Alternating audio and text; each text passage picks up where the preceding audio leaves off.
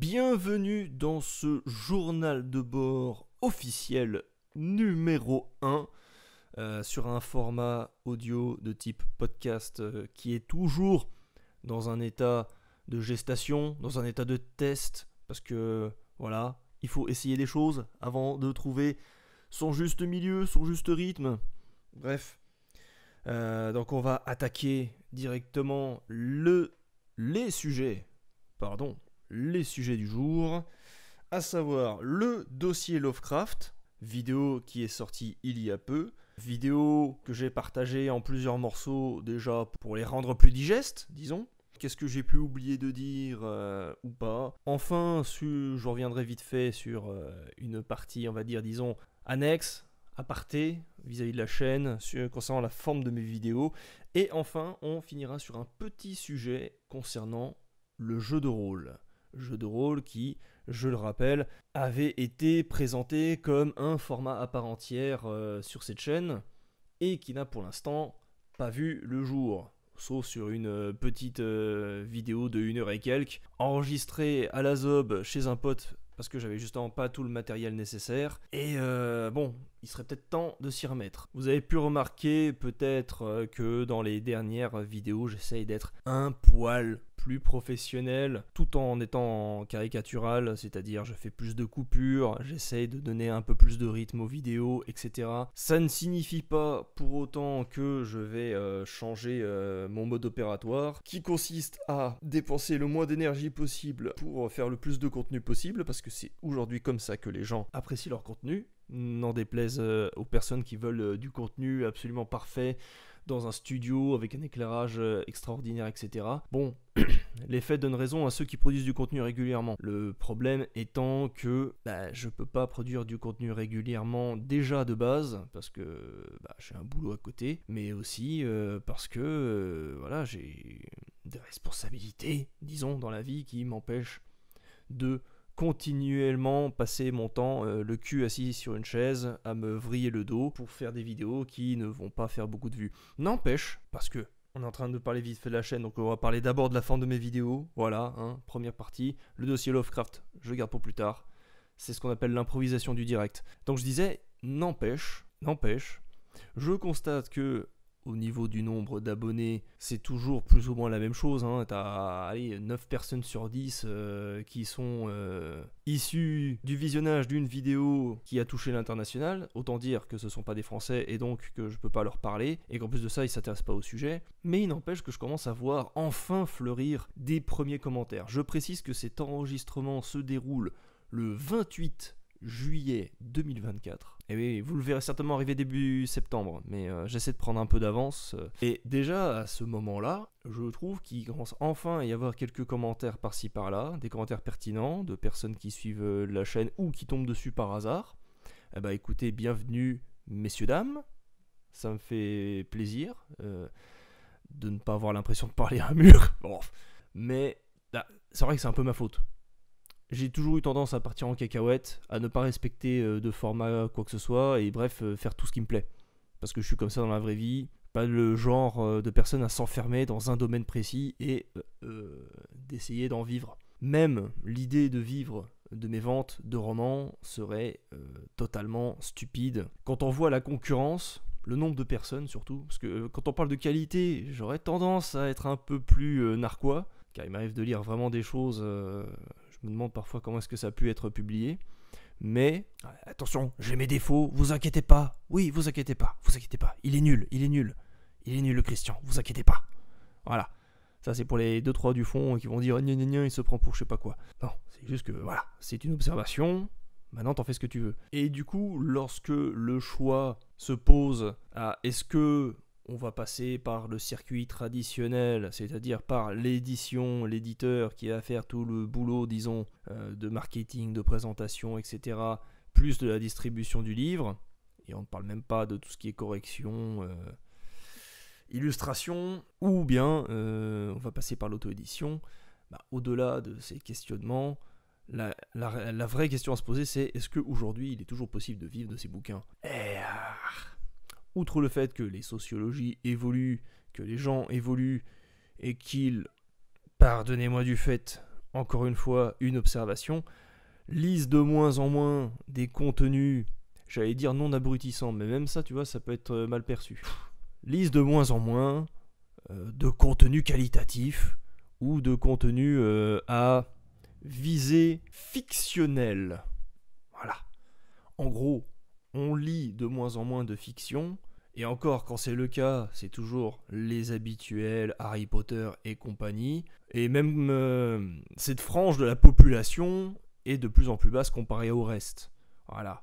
Après, ce n'est pas pour dire que les gens sont de plus en plus cons, mais disons que les observations scientifiques de n'importe qui travaille, qui est au contact avec les gens, et qui côtoie toutes sortes de personnes, vont dans ce sens-là. Et de toute manière, un moyen bien simple de se faire une idée de la quantité de personnes qui sont dans notre moule, qui sont dans notre, disons, sociologie, c'est ça pourrait déjà nous aider, c'est les personnes sur YouTube. Tu regardes les youtubeurs ou youtubeuses qui parlent essentiellement de romans, etc.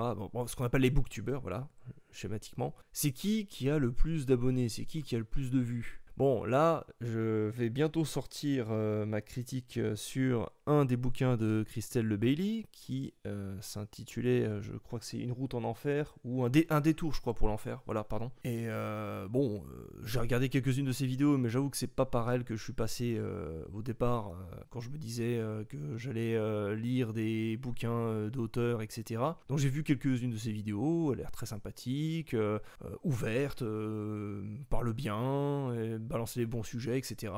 Et elle a 38 000 abonnés. Bah, tu me diras, ok, c'est super. Et en vrai, je suis pas sûr d'avoir vu, c'est pour ça que je parle d'elle particulièrement, je suis pas sûr d'avoir vu quelqu'un qui avait plus d'abonnés en parlant d'écriture, de romans, et qui se fait publier. En l'occurrence, je crois qu'elle est, elle est anciennement éditrice, mais elle a aussi...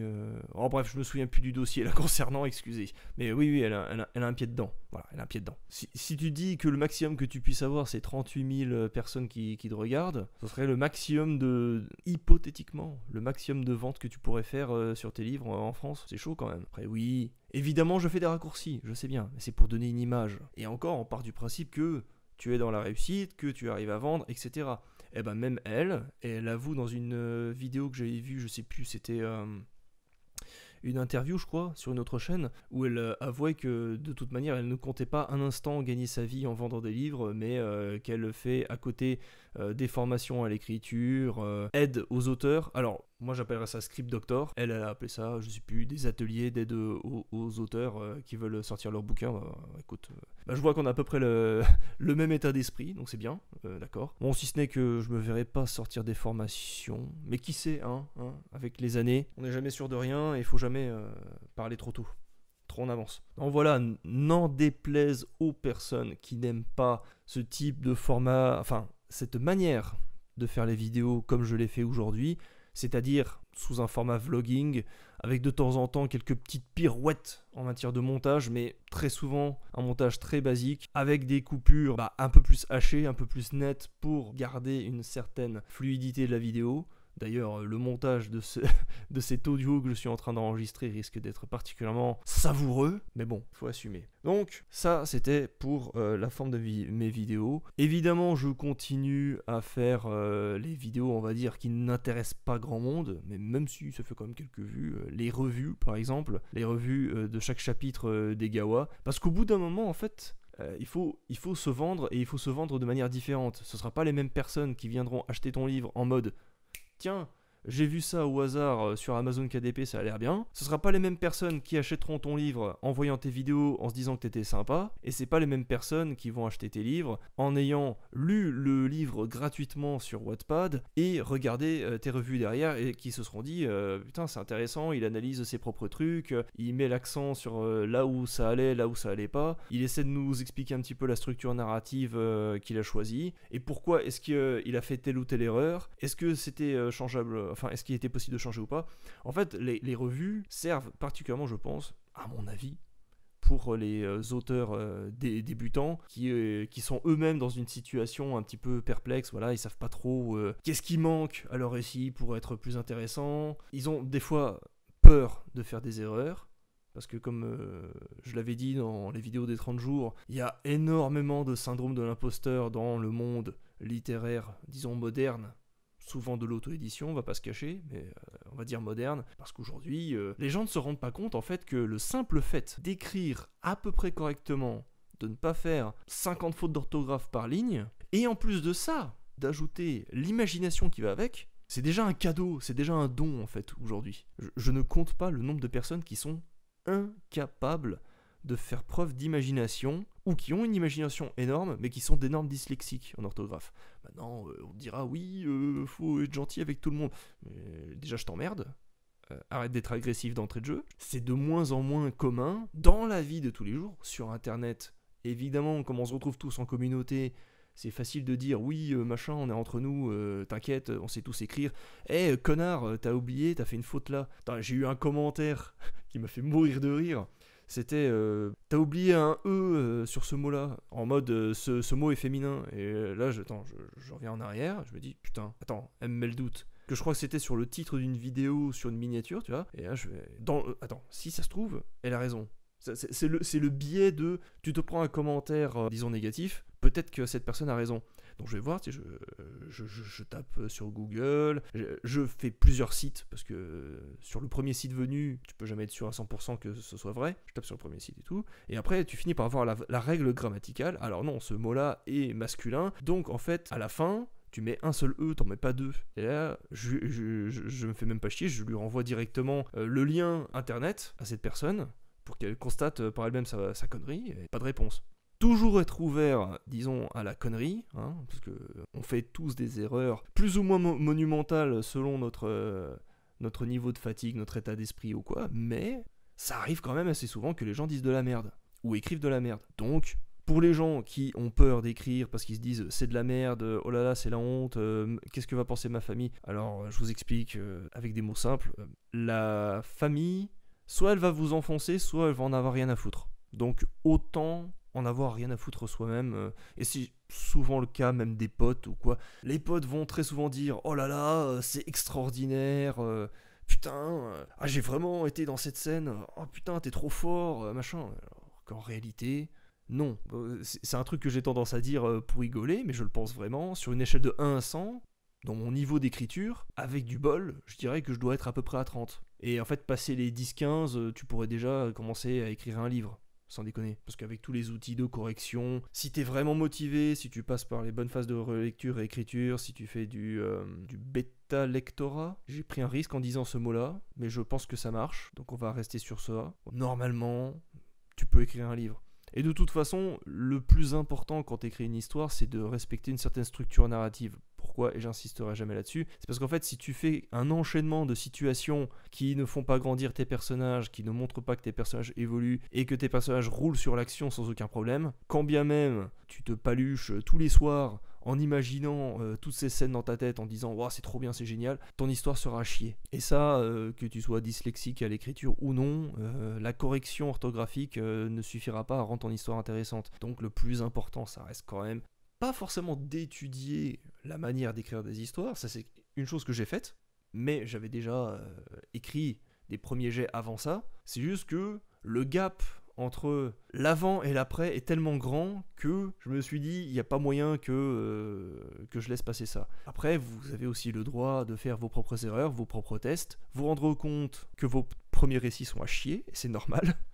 Les Gawa que j'ai publié en premier, pourquoi est-ce que je l'ai fait? Parce que c'est le plus à chier. C'est mon récit le moins fonctionnel, j'ai envie de dire le moins intéressant, le moins structuré, le plus facile. Et en plus de ça, très orienté sur l'humour. Donc en réalité, si t'es pas complètement coincé, tu vas forcément rigoler. Ça va. Donc je me suis permis justement de le laisser tel quel, même si j'ai quand même pas mal corrigé mes erreurs. Il y en a encore dans la version définitive, des fautes. Mais faut savoir assumer en fait. Faut savoir assumer et c'est pas grave. De toute façon, vous allez bien vous améliorer après. Les 2 romans qui suivent et dont j'espère réellement avoir la possibilité de les publier cette année, c'est voilà, c'est 3 crans au-dessus des Gawa.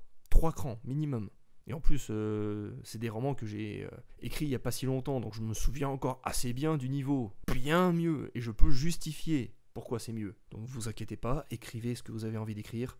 Et basta. Oui, je suis parti un petit peu en tunnel parce qu'à la base, j'étais censé parler de la forme de mes vidéos, mais tout ça pour dire que je ne ferai jamais des vidéos aussi construites et aussi travaillées que les efforts que je mets dans l'écriture de mes romans qui reste à ce jour ma priorité. Allez, sujet suivant, le dossier Lovecraft, c'est parti. Alors la vidéo, ou les vidéos, parce que j'ai fait des coupures, mais vous avez bien compris, je pense, que c'était le même enregistrement, le même jour, espacé sur plusieurs partages, disons. C'était une vidéo que je rêvais de faire depuis bien longtemps, et avec le personnage de Zertsaf, alias Marc, qui était avec moi parce que c'est lui le premier à me sortir, quand j'avais 20 ans, dans les cuisines d'un restaurant, quand je l'ai rencontré. L'humanité va droit à sa perte, tous vont être engloutis dans la terreur de Cthulhu, ou un truc comme ça. Il ne m'a pas dit bonjour, rien d'autre, c'était ouais, c'est la fin des temps, l'humanité n'est qu'un ramassis de déchets.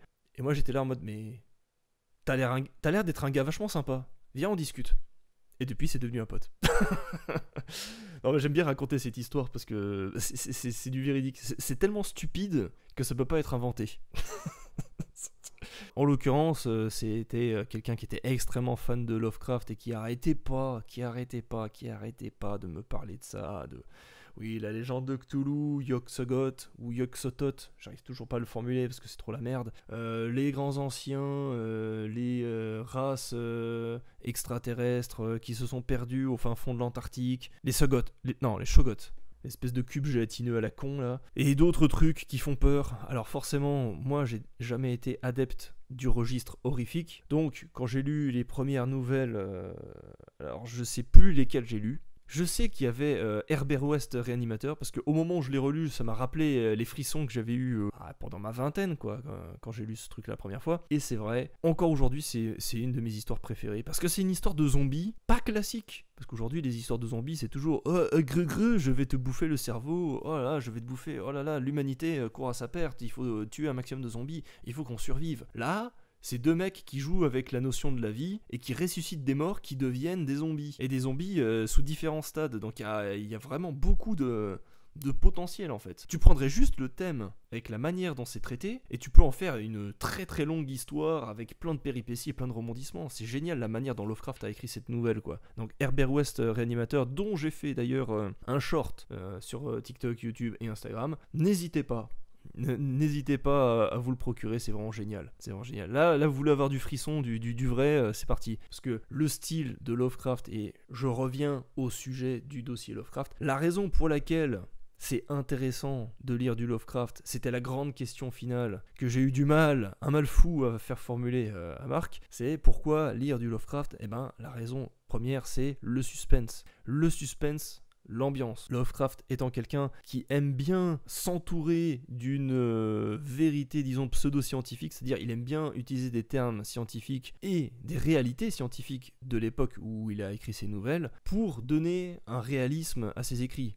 Donc déjà, si tu lis du Lovecraft et que tu es un minimum consciencieux dans tes histoires, tu vas te dire « Ah merde, en fait je suis un con, ou une conne, peu importe. Je suis un con parce que je ne fais pas assez de travail de recherche. Si je veux décrire, je sais pas, un désert dans le Sahara, au lieu de dire gna gna gna, il passe sur des dunes, le sable chaud sous ses pieds, machin, tu vas te taper des reportages, tu vas lire des livres. Peut-être pas, mais ce serait la condition extrême. Hein. Tu lirais des livres sur le Sahara, sur son histoire, etc. pour savoir comment les gens vivent là-bas, pour connaître les coutumes, toutes les techniques de survie dans un lieu aride, sans eau, etc. Pour vraiment visualiser le truc, l'enregistrer dans ton cerveau à un tel point qu'au moment où tu écris ton texte, t'as vraiment l'impression, le lecteur aura vraiment l'impression que tu y as foutu les pieds toi-même. Donc pour donner plus de réalisme à tes histoires, voilà, pour te donner envie de regarder, pour faire tes recherches tout simplement, dès que t'as envie d'écrire une histoire, tu te dis bon, Lovecraft c'est une bonne source d'inspiration déjà, parce que lui il faisait le travail, à une époque où il n'y avait pas internet, ni la télévision. Donc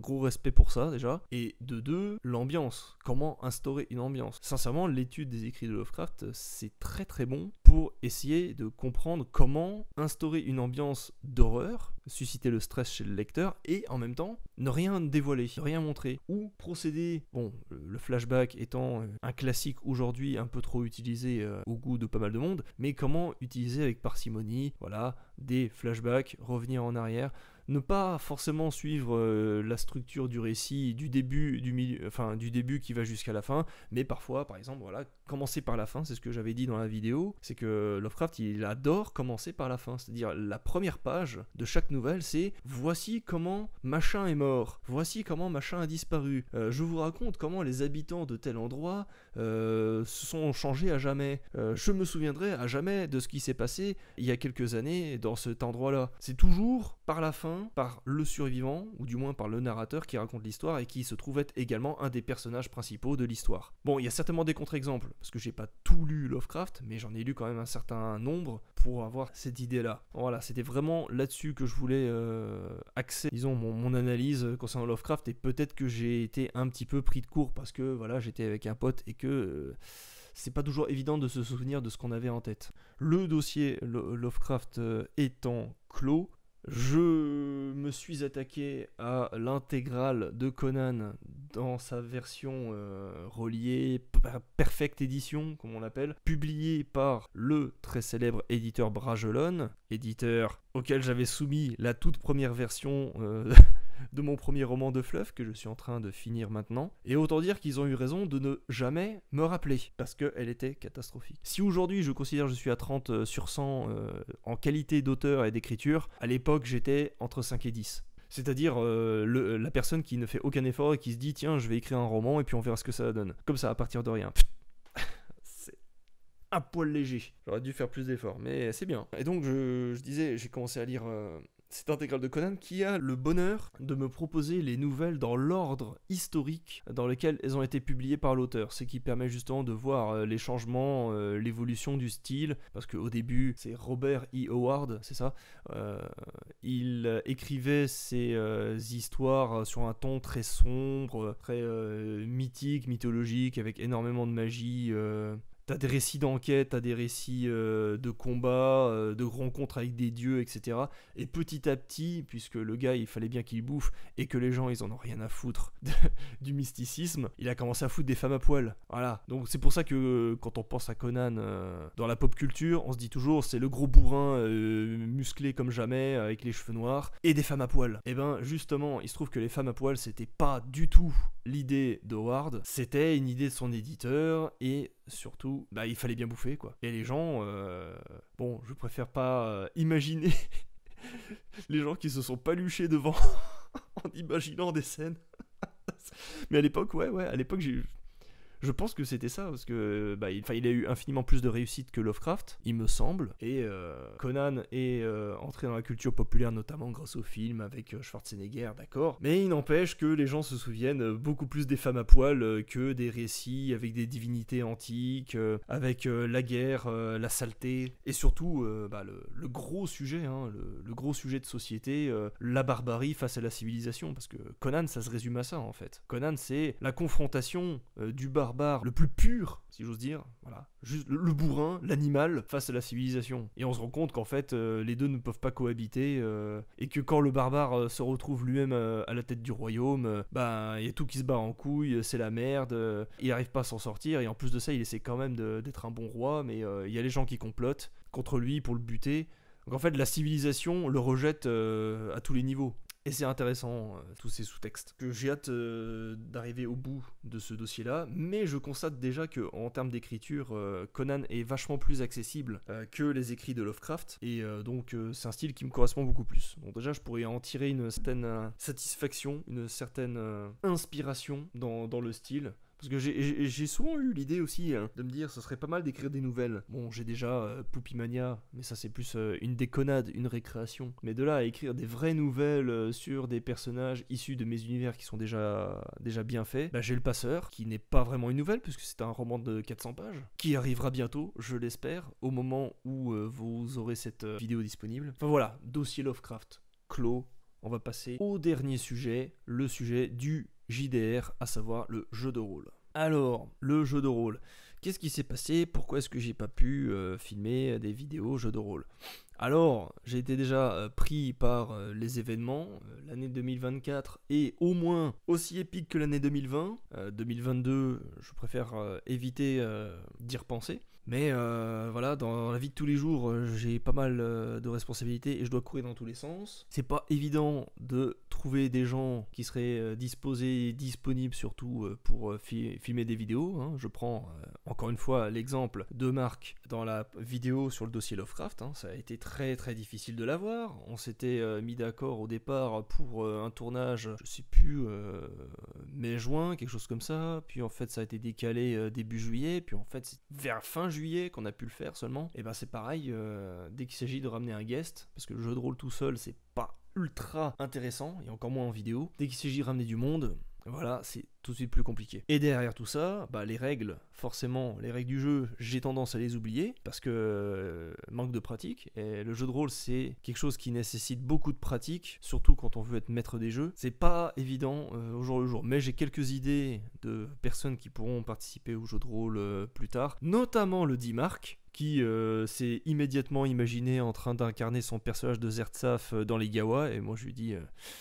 Alors, un personnage qui est capable de tout faire et qui est trop fainéant pour lever le petit doigt, c'est pas un peu l'antithèse d'un joueur dans un jeu de rôle? Voilà, ouais, donc aucun intérêt. Par contre, faire une groupie de Zertsaf qui veulent rencontrer à tout prix et qui essayent de deviner son identité à travers le masque, ça peut être très rigolo. Une sorte de récit d'enquête à la noix. Ouais, mais je vais écrire ça. Ça va être marrant. Puis en plus de ça, des gros soucis d'ordre technique. À la base, pendant l'enregistrement du dossier Lovecraft, j'avais prévu qu'on parle tous les deux au micro, à savoir, enfin, faire en sorte que l'enregistrement se passe bien, que le montage ne soit pas chaotique. Et évidemment, il y avait un seul micro qui marchait sur deux. Ma voix est forcément un peu plus difficile à distinguer sur le montage des vidéos, même si, bon, j'ai fait un petit peu d'effort, quoi, pour... faire en sorte qu'on nous entende tous les deux aussi bien. Faut que je fasse un effort pour faire en sorte qu'on ait deux micros bien fonctionnels avec surtout les adaptateurs qui vont bien. Et derrière tout ça, avant tout, trouver une personne qui soit intéressée de participer en vidéo à un jeu de rôle et qui ait la capacité aussi de faire preuve d'un petit peu de... qui soit un joueur à peu près correct, quoi. Qui puisse répondre aux situations. Bah, Quentin avait très bien fait la chose. D'ailleurs, son personnage de Gaspard Vermillon sera amené à revenir dans les prochains jeux de rôle, ça c'est certain. Mais voilà, trouver des personnes qui aient cette capacité de réagir au quart de tour quand on les met face à des situations improbables, c'est pas toujours évident, mais j'ai évidemment quelques noms sur ma liste. Donc ça viendra quand ça viendra, mais évidemment la longueur des vidéos fera que j'essaierai le plus possible de faire des scénarios courts et pas des longues campagnes ou quoi que ce soit, parce que ça risquera d'être trop compliqué. Et encore une fois, je vous invite à vous procurer le livre 2D6 One versus System sur Amazon, qui est un livre de règles de jeu de rôle complet et très intéressant à lire. Très simple d'accès qui permettra de jouer à ce jeu de rôle là, quelle que soit votre idée, quelle que soit votre situation, votre scénario, tout est facilement adaptable à votre univers personnel ou quoi. Il n'y a pas besoin de jouer à un truc spécifique type Donjons et Dragons, j'allais dire Donjon Nullbuck parce que je sais que j'avais fait il y a très très longtemps un jeu de rôle Nullbuck, ou les trucs Arkham basés sur l'univers de Lovecraft encore, etc. Enfin, il n'y a pas besoin d'avoir un univers déjà préconçu. Vous pouvez faire votre propre univers. Le tout, c'est de garder les règles et d'adapter. Tous les tableaux de règles vous permettent justement de faire cette adaptation, ce travail-là. Et c'est beaucoup plus simple même d'improviser des parties plutôt que de tout scénariser au poil de cul et voir que votre joueur démonte votre scénario en l'espace de 5 minutes, ce qui est un cauchemar pour les maîtres de jeu. Mais c'est quelque chose auquel on doit être confronté et c'est très bien comme ça. Voilà, je pense que j'en ai assez dit, que je vous ai gardé suffisamment longtemps au cours de cette vidéo, de ce podcast de premier journal de bord, avec une formule qui est toujours en cours d'évolution, ne vous inquiétez pas. Au bout d'un moment, je pense qu'on arrivera à adopter une formule beaucoup plus savoureuse. Je raconte n'importe quoi. Mais c'est ce que les personnes de mon entourage pourraient me reprocher. J'ai tendance à partir dans tous les sens et au bout d'un moment, ça se traîne. Je vous remercie pour votre écoute et je vous dis à tantôt pour de prochaines vidéos.